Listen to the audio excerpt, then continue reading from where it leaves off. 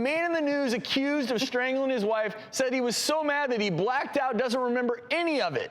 But if you get really angry, can you black out?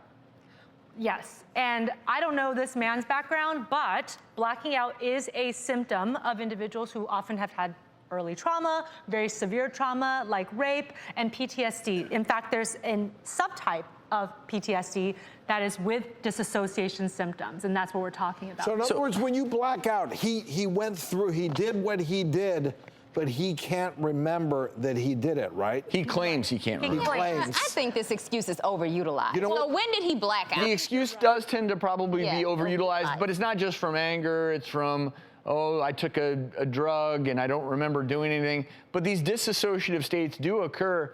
I just never realized that anger itself could trigger one of these states to the point where you could kill someone and claim you don't remember. And that scares me for a couple of reasons. Number one, you know, a lot of people have issues from their past. Right. And we have loved ones that we fight with from time to time.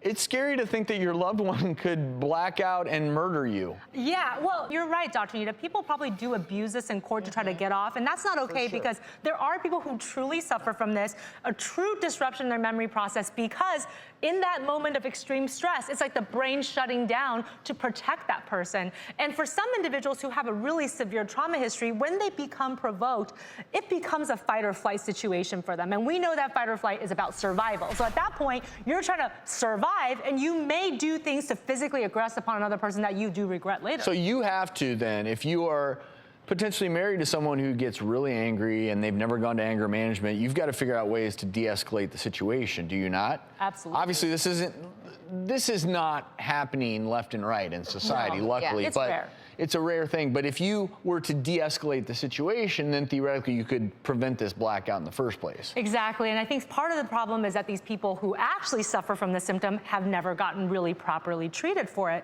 And there's actually techniques that you can learn to practice at home and whenever you're at work or anything else that might be provoking to you that can help to decrease the likelihood that you'll dissociate.